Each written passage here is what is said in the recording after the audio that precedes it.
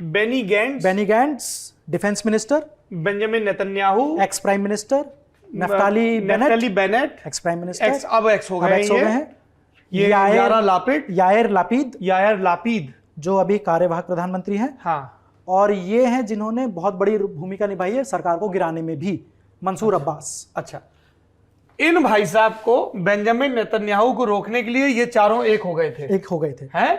और ये बिल्कुल नफ्ताली बेनेट, यायर लापिड और अब्बास, ये चार हो गए। और भी ऐसे लोग हैं जो इनसे नफरत करते हैं और ये उनसे नफरत करते हैं, लेकिन वो फिर भी गठबंधन में आए। क्यों? सिर्फ एक कारण था, नेतन्याहू को रोको, नेतन्याहू को पार्टी से की पावर से हटाओ। क्यों? इतना क्यों? क्योंकि ये लगातार थे सत्ता में। नेतन्याहू ने अपनी एक पर्सनैलिटी कल्ट बना लिया है। हाँ, इनको अगर आप ट्रंप की पॉलिटिक्स को समझते हैं, हाँ, तो इनकी पॉलिटिक्स समझना आसान है।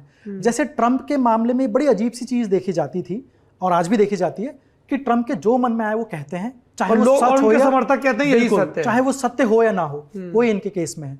इनके अपने समर्थक भी ये मानते हैं कि अगर आज बेंजामिन नेतन्याहू ने कोई स्टेटमेंट दिया है वो कल ही पलट जाएंगे। लेकिन वो कैसे बोलते हैं इनके समर्थक कि ये एक लड़ाई है, पॉलिटिक्स एक लड़ाई है, कि लव एंड वॉर में एवरीथिंग इज फेयर, तो हमारा लीडर तो करेगा ऐसा। नेताजी ने कहा है तो सही कहा, बिल्कुल सही कहा होगा। इन्होंने ये भी किया है कि इन्होंने, और वो सब कहानियां भी है कि इनके भाई कमांडो थे, शहीद हुए। ये खुद भी कमांडो थे, ये खुद भी थे भाई इनके शहीद हुए। उनका क्या नाम था? वो भी कोई, उनका नाम था योनाटान नेतन्याहू। बेंजामिन तो बड़ा वैसा हीरो का दर्जा है बिल्कुल इजराइल में। उसके ऊपर भी मूवी है, एंटेबे नाम से मूवी है। एंटेबे युगांडा की कैपिटल है। पैलेस्टीनियन मिलिटेंट्स इजराइल का प्लेन हाईजैक करके युगांडा ले गए थे, कमांडो कार्रवाई हुई थी। कमांडो कार्रवाई के लीडर इनके भाई थे। ये जैसे मैंने अभी आपको बताया कि म्यूनिख मूवी में दिखाया गया है कि कैसे इजरायली कमांडोज ने बेरूत में अटैक किया। एक अटैक के कमांडर ये खुद भी थे, बेंजामिन नेतन्याहू। तो इनकी जो पॉपुलैरिटी है उसका रीजन ये कि ये खुद भी कमांडो रहे हैं, जंग लड़े हैं।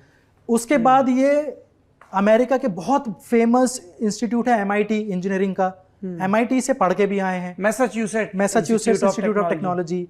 1984 में ये अमेरिका का सबसे बड़ा IIT समझ लो आप जी। हाँ, 1984 में ये इजराइल की तरफ से संयुक्त राष्ट्र में रिप्रेजेंटेटिव भी बने हैं। तो इनको बड़ा एक्सपीरियंस भी है, मिलिट्री एक्सपीरियंस भी है, और क्योंकि लेगेसी भी है। हाँ, और उससे पहले ये अमेरिका के एम्बेसडर, इजराइल के एम्बेसडर अमेरिका में रह चुके हैं। इजराइल के लिए सबसे इंपॉर्टेंट देश है अमेरिका।